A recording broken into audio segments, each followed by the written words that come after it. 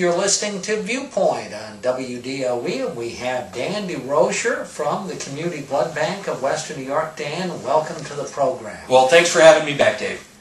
Well, I guess the question when you always come here, Dan, how is the local blood supply doing? And give us an update. Well, right now it's doing, knock on wood, we're in great shape. We are actually above 100% of what the hospitals ask us to supply, which is a terrific position to be in. And but unfortunately, that just means we know that at some point, unfortunately, this is going to change. But for right now, it's a really good place to be, where we've got plenty of blood for emergencies that come up, and we're looking at multiple days out that we have a safe blood supply for. Now, why did we see such a big change? Because I know January and February we were down. We were at a pretty low point. That's right. And basically the big thing, this is the best time of the year, and it's not just for our blood supply, it's for blood supplies all across the United States. That it's the best time of the year because we're going to all the schools. We're going to the colleges and the high schools.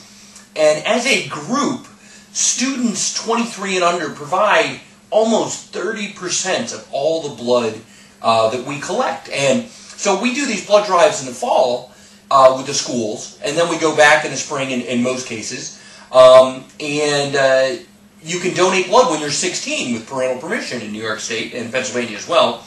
And well, a lot of kids are 15 in the fall that turn 16 at some point, so we have more eligible students during the spring.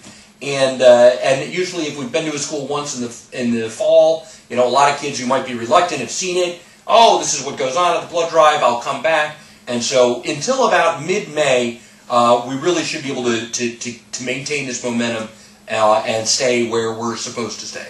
Now, you had a recent blood drive. I know you want to give out some kudos. That's right, and part of the reason why we're in such good shape is just yesterday we were at the BOCES in Fredonia. They were absolutely fabulous. The students came out. We had over 60 students signed up.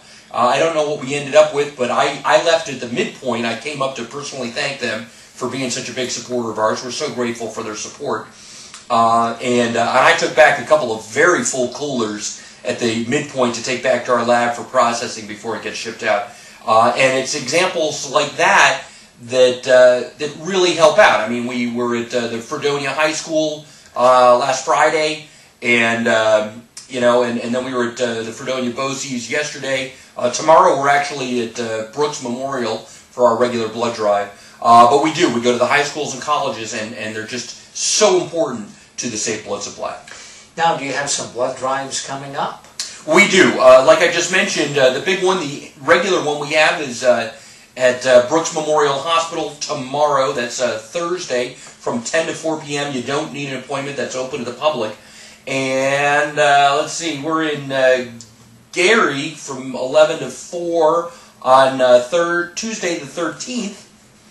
And, we're at Harvest Chapel on Monday. That's in Fredonia from 1 to 6 p.m.